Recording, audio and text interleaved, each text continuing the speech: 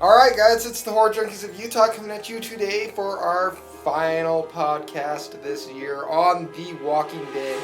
We had our mid season finale start to finish, and I'm going to let Alex pick up his total overall feel for this episode because he doesn't look too happy on Skype right now. I hated it. I did not like it. Thought it was terrible. Okay, I don't know so. what else to say. I mean, it's clearly not the worst episode of the season.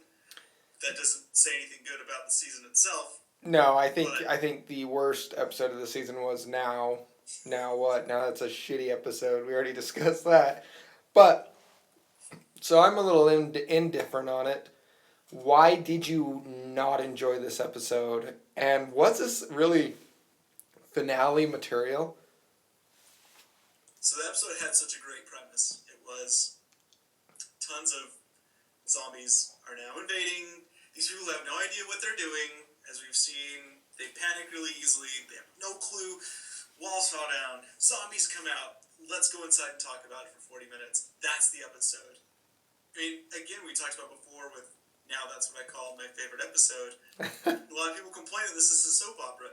That whole episode was soap opera. I should say that whole episode. Minus 5 minutes of things actually happening that were interesting.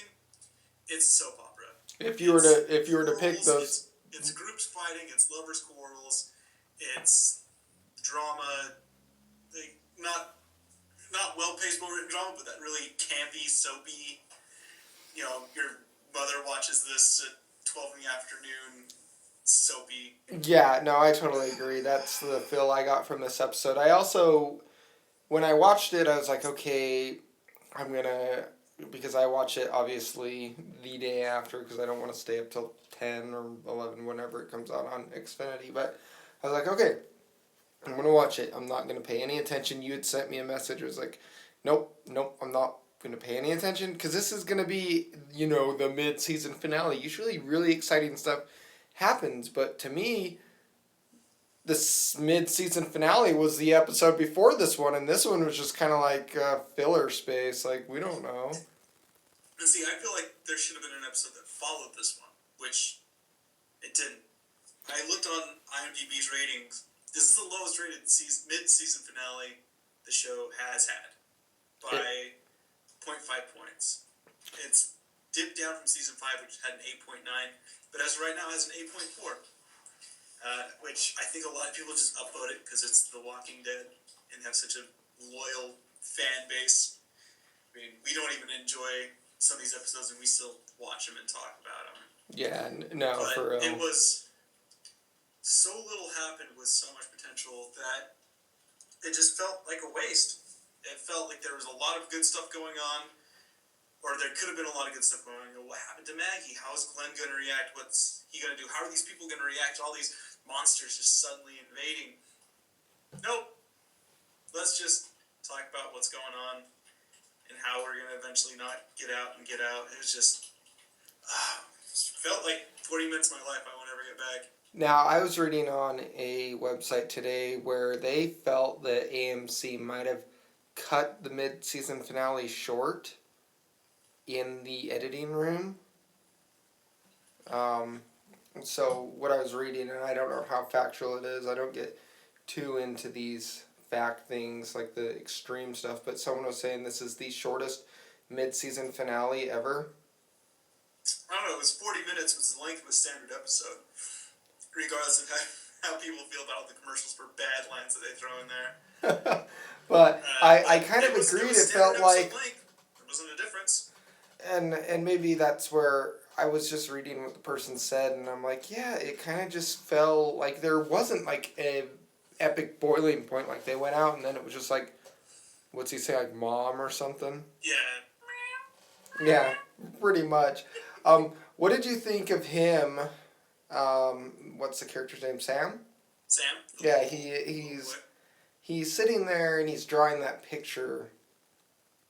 And to me, that was my favorite part of the episode because he's obviously very, very scared of what's out there and what can happen. And Carol said something along the lines of, you might be tied up to a tree sometime or... Right, and people won't hear you. And that's No one kind will of what hear you he's scream. drawing. And then she says, well, something will hear you scream. And that's why he's got the little stick figure, probably him drawn, crayon onto a tree with 2 zombos around him and not 2 people waiting to kill him. Yeah. My first thought was, if you remember a few episodes ago, I don't know if it was in season 5, where they find the first person tied to the tree. I believe it's Aaron and Daryl. Mm-hmm. My first thought was, how does he know about it? Oh, that's right. Oh, yeah, the Carol thing. That makes a lot more sense. And I want to say on this point, because I thought it was really funny that they're playing Tiny Tim's Tiptoe Through the Tulips, and we associate Carol with the just look at the flowers when she shoots that little girl. So the whole time in my mind I was like, well, Carol's gonna have to kill this stupid little kid. Let's go back to our podcast last week. Would have made you very happy. Oh no! I mean, I got something else I want to say about them covering the baby in zombie goo. We'll get there. We'll get there though, but obvious symbolism. It's not subtle at all with the ants eating that kid's pastry or cookie. What was that all about? It was very obvious symbolism. I mean, this was high school production. Do you get it? The food represents the city, the colony, Alexandria, and the ants are the zombies. The zombies are getting the food. That's like the people. Yeah. Clever. Not subtle. Very clever.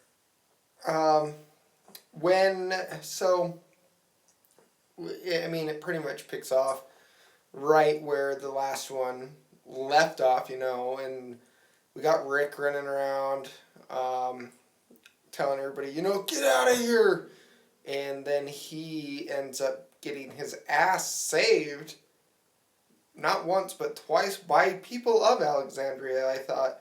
It was Deanna. Yeah, Deanna and, what's her bucket, my crush. What's her name? Let's call her Sam's mom. I don't remember. Sam's mom. But I mean... I always think of her as horror story, American Horror Story. The maid. Maid. But... I don't know, she doesn't do anything for me in the show, so I don't know her name. But I know Sam's name, which says a lot about me. But... That's hilarious. But, I mean, he's always down to these people and they don't know what to do, yet he ended up getting his ass saved twice, I think, by 2 of the Alexandria inhabitants. I also think that it was the 2 Alexandria inhabitants that have shown that leadership. They accept what's going on in the crazy world. Gotcha. We had the episode where American Horror Story killed the woman who killed herself. Mm-hmm. The zombie of the woman who killed herself. That kind of seemed redundant, sorry. And then at the end of season 5, beginning of this episode, this season, where the husband is, dying, and she just tells Rick to do it because she's aware of what's going on more and more. Yeah. And then the glass bottle zombie filled with infinite blood she killed a few episodes ago. So I think it was the 2 people that actually are aware of what's going on and understand the reality. But I still think there's a lot of people out there in that town who don't. And that's why it was really... Yeah, and, we don't really see, and that's another thing that was upsetting for me on this episode is there are so many other characters that are here in Alexandria when this happens. The wall obviously comes crashing down because of God's wrath, and... I mean, that's what I'm going with, but... And the only 2 groups that we really end up following are the group that Rick's kind of leading, and they get in that house, and the whole Morgan Carol thing. We follow. We get a little bit of Eugene, very minuscule though. It was almost like a tease, like. I know we find Eugene there, and he's almost ready to get his ass eaten, and we figure out he was the one on the radio. Right. And, he's like, oh, and, like, I can't get over how much of a pussy this guy is. Like I said in the previous podcast, he's slowly becoming one of my... And everyone hates him, but he's slowly becoming one of my favorite characters, because he has that idiot savant quality. I do love, so I mean, I don't hate the character. I'm just not. I don't know if I would want him on my zombie team. But so he still is struggling with accepting the reality of I might have to start killing some of these things and getting down to the dirty nitty gritty stuff. But they are locked up in that garage, and he is. What does he say? Lock picking is one of my specialties. Is within my skill set. Yes, and I did love that, but we don't know. Kind of, they come around, and then they come into another situation that we got to talk about, and that is the Carol Morgan situation. Good. I'm glad you went there because I didn't want to jump too far back in the story. The guy who plays the Alpha Wolf is awesome. He does such a great job with that character. When he's talking to the doctor nurse, it's not just his dialogue, but his delivery of those lines is genuinely creepy. When he just talks about that stone-faced look of, hey, we're doing a good thing, we're putting people out of their misery. And just the way he talks to her and his delivery, his look, his dialogue is awesome. I think he was one of the most underappreciated characters. Outside of Eastman that everyone seems to still hate. But of this entire first part of the season, he was amazing in this episode, and I wish he had more dialogue. But that monologue was amazing. Yeah, and it's very believable, like you said, the way he delivers the lines, not just the lines themselves, but even just his general appearance that he has. Yeah. I mean, that stone cold, evil face. Like, I almost question Morgan's ability to really read people, and he's like, we can't kill him, and I kind of get from Carol, like, it's my way or the highway, motherfucker. Like, you're going to do what I want, and I don't care. And they have that standoff, but I thought it was interesting that he says, this needed to happen, but it didn't need to happen now, but you made it happen now. You know what I'm talking about? Right. And that's true. Like, this wall comes crashing down, and her one concern is to go find this prisoner. I mean, is she aware that the wall just came crashing down? I would guess. But again, I don't know off the top of my head. I'd have to kind of retrace it. But I mean, in the previous episode, she was dropping off the baby. should have threw the baby into the rose bushes. No, she does. She knows they did because she fell down and faked that concussion. She what? She fell down. Remember when they're running from the zombies, her and Morgan? And Yes. she fakes the concussion. Or supposedly fakes the concussion. She gets hurt. And But Morgan helps her out. And again, I think she faked it. Because she's pretty... I do too, because she wanted to get to where this guy is, and I'm thinking, okay, Carol, like, I get it. You don't like the fact that he has a prisoner here, but you are less concerned about what's actually going on in Alexandria from the standpoint of, like, a state of emergency, and you're more concerned about just killing this guy. Where is your mind going right now? The only thing I can think of is that she knows that the doctor's with him. Fuck the doctor. Who cares? It's the only doctor in Alexandria, so she's... And the character herself isn't important, but what she does is important for the team, for the city. I know, but I also think that if Carol wouldn't have entered that room, that he still would have stayed locked up, not gotten away, because he doesn't, like, pick his handcuffs. He's tied up. Yes. Beats Morgan with the stick after Morgan gets his ass almost handed to him by... Right. But as we were talking about before, she's part of the naive people from Alexandria. She doesn't seem too bright. She's very smart, but she's not very bright. The doctor? Yes. Yeah, but even with her there, Morgan was coming back, and I think that we brought Carol back. We introduced a character who was very standoffish and wants to kill his character anyways, which eventually her and Morgan get in this huge argument, which provides very realistic distractions where this guy can finally, like, oh, watch what they're doing, and then I'm going to jump in for the kill. And he does, and he takes advantage of their argument. It would be like two dudes were arguing over a girl or something, and he just plays it well. And that's what I got mad about Carol. Like, I get it. You want this guy dead.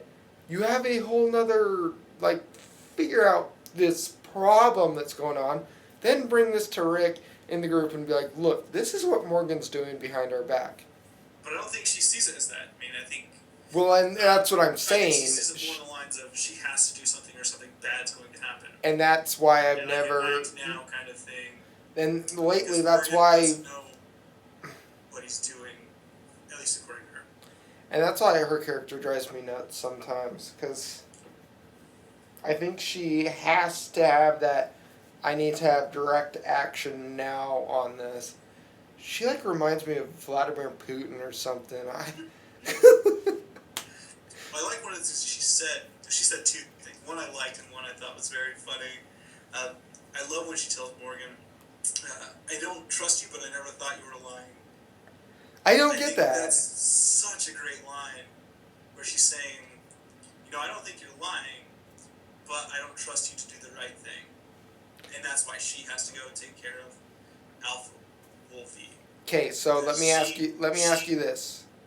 We have seen where Morgan's character came from probably the most, I would say, the most unpopular episode in this series, and I would call it the best out of the series. But we've literally seen Morgan's background now, and we know where Carol comes from over this series. Who in your mind is right, or is there a right or wrong? My answer's gonna suck because it's situational. I think it's one of those things where you can... I see where both characters are coming from, but I think you have to be realistic. It's almost like these two characters, Carol and Morgan, represent the extremes, where Carol is, fuck everyone, if they don't look like me, fuck them, I hate their guts. I hope they die. Whereas Morgan is peace, love, man. It's like Carol is, the Donald Trump Republicans, and yes, is the far left liberals, where everyone's groovy, man. Everyone loves. Fuck them, they don't look like me. They're dead. They're terrorists. They're the worst. It is. I love that you just used that fucking. Oh God, that was awesome. It is though, and it's almost like it almost relates to the world of how it is now with the Paris terrorist attacks and how everyone's perceiving that and the threat of Islam and all this. But it's like you got one personality that totally wants to just annihilate everyone who's not part of her group, and another personality that totally believes in we can save everyone, all life is precious. And I don't know if I can agree with either one of them. I think the thing that we're missing is a common ground character who can just say, hey, you're right and you're right, but this is how it has to go. The other line that she said before we lose track is, I'll kill you to kill him so no one has to die. It's just something along those lines. I thought that was brilliant. Just, that's the eye for the eye. Well, we all know Donald Trump will use that in his next fucking speech out there. Not to mean to get any politics involved in this, because that's the last thing we want to do. Yeah. But so we have this situation. Junkies of Utah podcast of political ideas. But so we have this situation. It goes down. It goes south for both of them. And then we just have the doctor, and she's like, don't kill us. Just let us die. She says that. Yeah. And that was an intriguing line to me. Is that just a very desperate thing to say? Like, just don't kill us, let us... Like, it didn't make sense to me. Like, you don't want to die by the blade, you want to die by a zombie? And almost the way I seen him looking at it is... You had said this, like, we put people out of his misery, or out of their misery. Right. And well, I mean, it goes back to what he had told her, that, it doesn't matter what we do, because we're going to die anyway. When he's even talking about himself, it's an infection, and I might die from it, but we're going to die anyway. I think it's just her calling back to what he said and trying to find common ground with him. The whole idea of he almost embraces death, but he embraces death, but it's not necessarily how how you die. It's just that it's inevitable. So do you think his character is one of those few people out there who just really doesn't fear death like the most common people? Like, he doesn't want to die right away, but he does, whatever. Yeah, I think he's. It's weird because it's such an insane world that it's insane to just say, yeah, we're dead. I mean, the show's called The Walking Dead, and it refers to the people, not the zombies. Yeah. So I think he's kind of embraced it, but not embraced it the right way. Not kind of the live for every moment's precious YOLO swag thing that goes around, but more of a everything's fucked, so I might as well go about making it more fucked and keep it fucky for everybody. Now, I want to ask you, so there's back and forth, the scenes keep switching in this episode, but I want to stay on this track just to keep it chronological for my mind. But so the fight happens between Morgan and Carol. Carol gets like body slammed by Morgan, pretty much like WWE, but then Morgan gets knocked out. The doctor gets captured, and then we got Eugene and the two female characters come in, and they got this guy in a corner. He's got, a knife to the doctor. So they have two pistols, and he says, put him on the ground. Would you do that in that situation? Or would you just keep your gun aimed?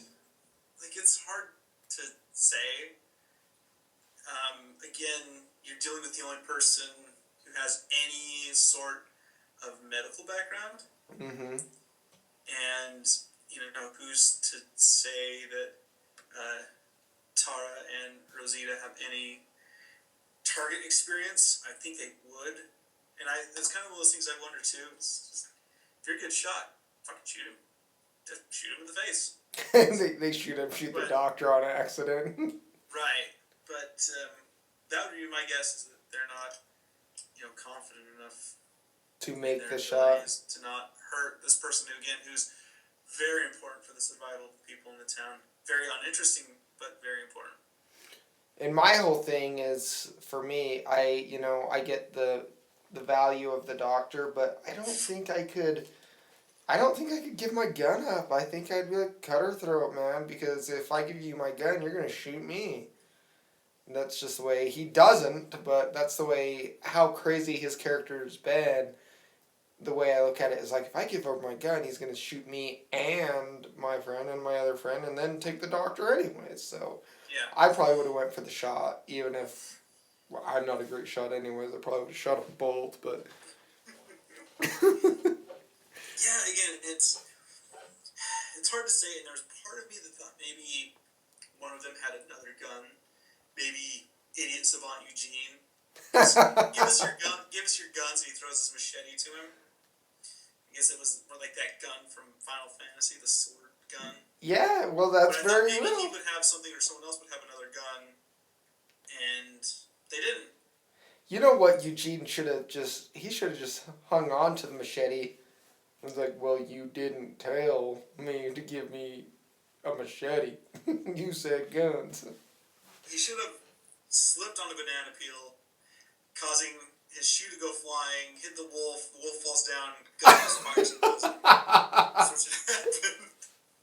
Oh, true, very true. So, obviously they get out. They don't really get out of the situation. No one ends up getting killed yet. He takes off with the doctor, which is a scary concept because he's going into a situation which I don't know how he can keep us hostage alive in, but we don't know how that's going to end. And let's jump over. I'm sorry. I was going to say let's jump over to Rick's group. We haven't really talked about. Before you go there, my thought would be maybe those two don't know how bad it's gotten. So maybe they're just going out there blind. The doctor and the wolf? The doctor and the wolf.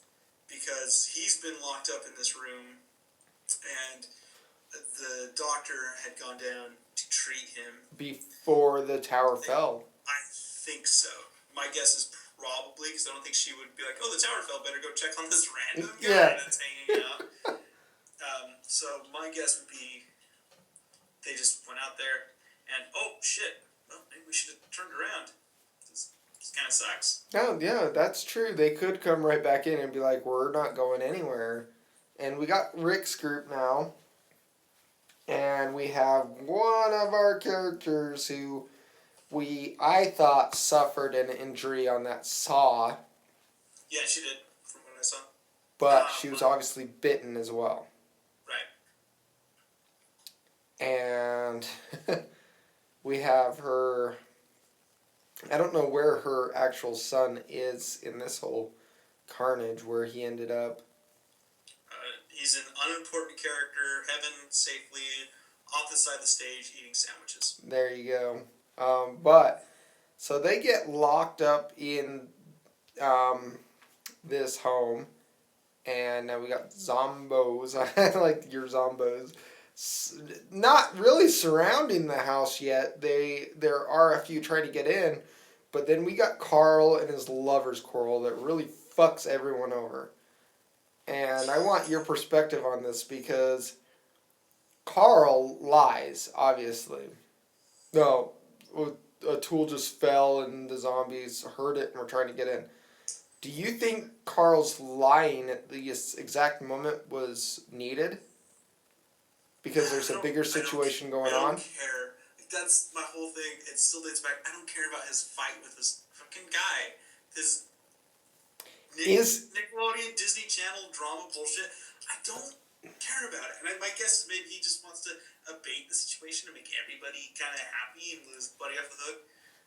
So do you think maybe in the back of his mind he's thinking, I'll get mine, which he kind of does a little bit later, but I just... I'm with you. I care because I don't give a shit about that situation. It is just so preteen drama, more soap opera garbage. And I have to agree. I think this whole situation's almost created because let's bring more of the preteens into watching this because they want to know what happens. And I totally think that this situation from the get-go at the beginning of this series was worthless. I was like, why am I interested in I don't even know how old he's supposed to be in this series now. Because obviously, I'd say he looks 17 now. But I think he's still trying to portray a 14-year-old. But, yeah, exactly. It's unneeded. Just general hospital soap opera could be on Tuesday afternoons. So let's go beyond that. We both hate that, and we really don't care. But, so, the zombos get in. They're attacking the house, and we have this situation where everyone is thoroughly convinced that we're fucked unless we get out of here. And we have Deanna, right? Yes, sir. She's been bitten. I love the fact that we have a situation happening which distracts everybody, but she's in with the baby. Such a cheap scare. But she looked like a zombie. I mean, whoever did the makeup did a really good job. She looked like she was dead. And I'm encouraging the death of the baby. It would have been so awesome if she was just munching on the baby in the crib. Having a California cheeseburger. Oh, I would have been like, yes! Because I like what America does and I want to see that. And Rick just like, oh God, why was I so preoccupied with this couch? Huh? Is it all The Walking Dead encouraging infanticide? No, yeah, child death? I don't think that's their own kid. I think it's just death of the child. But that's what I wanted to see again. He didn't go in the rose bushes.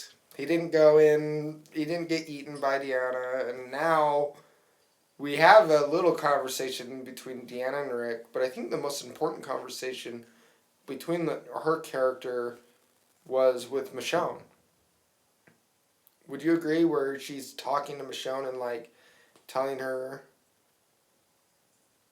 Yes, no. I mean, Michonne is such a mysterious character to begin with. She's saying, what do you want? Tell me. What are your dreams? Tell me what you really want. And we don't have this sort of emotional attachment to Michonne. She's just kind of a kung fu action beat him up, stab him, Mm-hmm. And badass. I think what they're trying to do is establish that emotional. Yeah, no, I don't disagree with that, but that's why I was saying it's hard to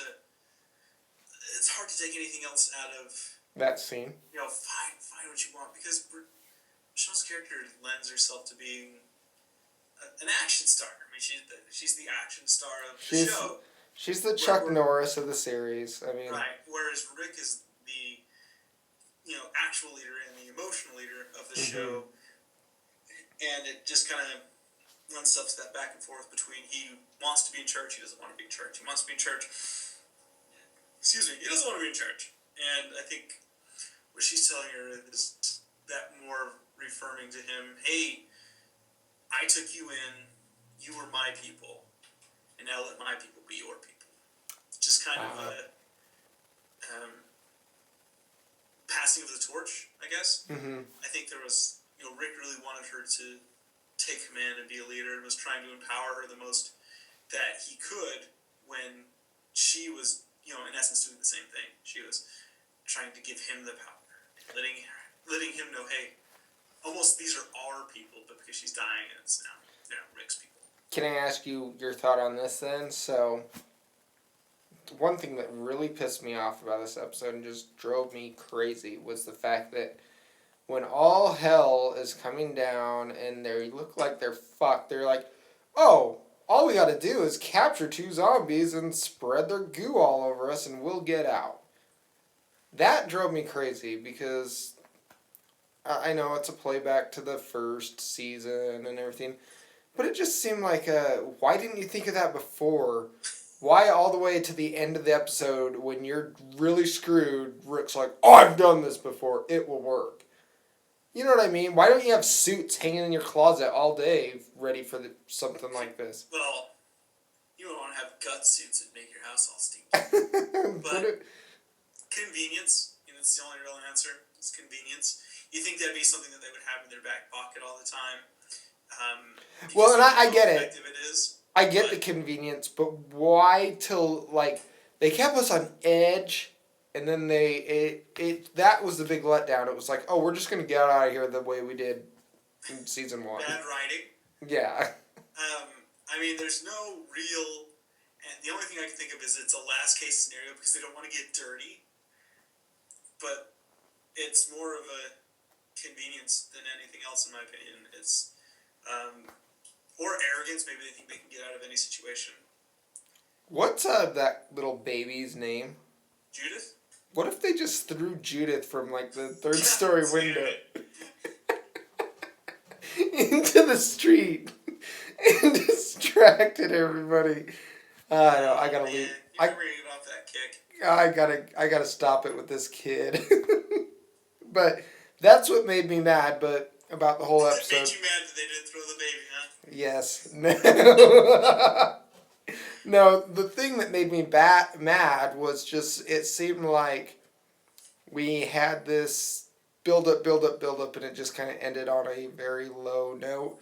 But I thought something was interesting in the whole, when they're getting out of the house, and obviously, we're all sneaking away, we have Deanna's character, and she has the gun with her, but she chooses not to use it on herself. She kind of just goes out there and starts blasting, and why? I think she wants to go out on her own terms and wants to do one last heroic thing. Just not taking the easy way out, and taking the right way out, if that makes sense. Yeah, and that, to me, an act of nobility. That is noble and courageous, because now you're gonna get a bunch of teeth in you, where you could have took the bullet, but she just opens that door, and I haven't seen a female character look that insane in a long time in this TV series. She looked like Mel Gibson from Braveheart when she opened up that door. Freedom! That very end scene. But I loved it. I loved the way that she went out, that she didn't just take the shot to the head. I mean, I don't disagree. think it was interesting, but my ties to her character are so... I don't minuscule. care. I don't mean... I didn't really grow attached to her because she just kept showing that she was a sign of weakness. Not showing a sign. She just became a weaker and weaker character. She started off really in charge in season 5, and then she just kind of became... Fell back. Very... nonchalant. This isn't my group anymore. You can do the trick. This isn't my team anymore. It's your team. You're the best, Rick. This is all on you, buddy. So she started off really strong and just kind of fell by the wayside. Do you have any ideas on the conclusion of, not the conclusion, but do you know what's going to happen in the next February episode? Do you have any thoughts on what's going to happen? Lots of nothing, and then Negan shows up, and there's 3 good episodes, and the rest of it's filler. I would probably say you're not... Well, they're going to have to get rid of the zombies. Okay. They're going to have to rebuild the wall. They're going to have to deal with all the people in Alexandria who have no names and we've grown no attachment to. And they're now dead. Do you think that Daryl and Sasha and God, I'm forgetting his name. Yeah. Do you think they're going to get back, or do you think they're going to get captured by the Negan group? Because obviously that was a scene that wasn't added into the actual episode, but later on. So, if I hadn't... Now, this scene didn't happen in the comics. If I hadn't read them, my guess would be that they would get captured. Okay. But, with knowing what I know, they're either going to lead them to Alexandria, or they're going to be escape and get followed. Because they eventually show up at Alexandria, and they're just like, hey, what's up, motherfuckers? You guys, very so interesting. I think it'll be one of those two, but the show deviates and it comes back to the comics so much. Yes, it's it hard does. to predict. I mean, everyone going off about how this character can't die yet because they get killed by Negan. Mm-hmm. You don't know because the show doesn't follow the comics.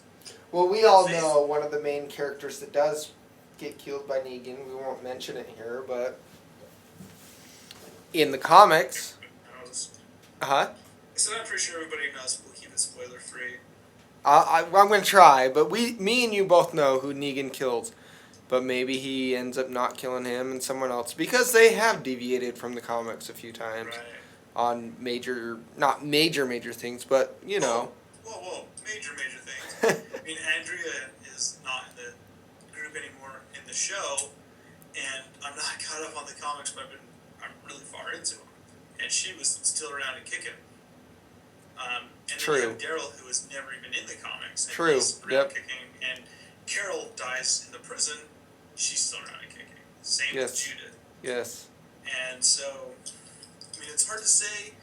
Well, I think the major thing that keeps them from deviating from, keeping certain characters alive versus killing off other characters are the loyal fan base coming into those characters. Yeah. Carol has a loyal feminist fan base out there. I wish there was a George R.R. Martin, and it was, you like this character a lot? Guess what? Now they're dead. This series does that, but not really. No, they don't. I think there was some favorite characters that have died off, but with our major characters, they're like our main ones, like Daryl and obviously Rick and Carol. I don't think they'll ever kill those off. The only one I can think of is Beth, but I think I wouldn't even call her a major character. She was just kind of someone who was there, and then suddenly became a character they centered around because they could. Yeah. They talked more about her, so it was this false sense of, you really know this person. You really love this character. But I mean, who else have we? T-Dog? Well, I loved Shane, man.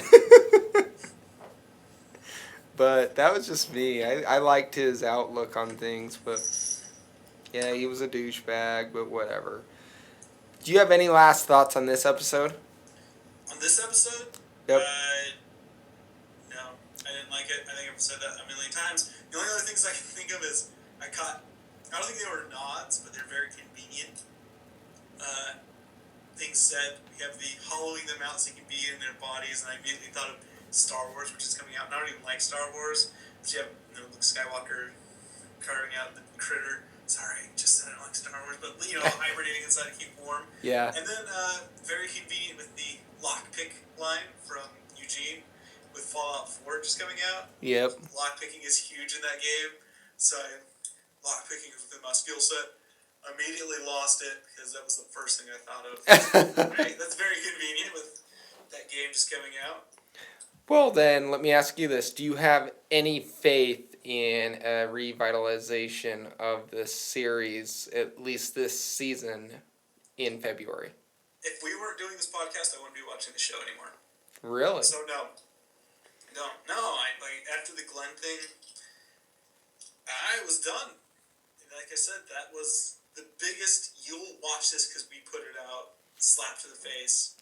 Well, that I've felt in a long time because it was just garbage. I mean, that's the garbage. I think that was the episode where he died was the highest rated episode on IMDb this season. It had a 9.5. Wow. And I think if people went back and changed their scores, that episode would fucking suck because that was why everyone enjoyed that episode. Very true. No one's safe. And he conveniently lived under a garbage can with water. And even going back to this episode, he shows up. We had this entire episode centered around Glenn trying to get back. He's in the episode for 2 minutes. We gotta get in there. Yep. And then he runs away from him. I agree. All right, we're going in. My wife's in there, and we had that big surprise where she's telling Aaron, "I'm pregnant." And it's supposed to be this big top secret thing, and Glenn just, "Oh yeah, I know. It's no big deal." Right? She's pregnant, so let's go. Yeah, my pregnant wife, got to get back to her. So, well, that's a very interesting end note. We are the Horror Junkies of Utah. I am Marcus, and I have Alex, who's very disappointed in The Walking Dead lately. We will see if he returns in February. I think I might be able to coax him to come back on because he's got such interesting commentary. But you guys go ahead and have a great night. Go like us on Facebook, YouTube, and Instagram. Let us know in the comments below what you thought of this latest episode. And, other than that, we will see you guys in February when we talk about the return of The Walking Dead. Something might happen. Yeah, maybe. I have doubts as well. You guys have a good one. We'll see you later.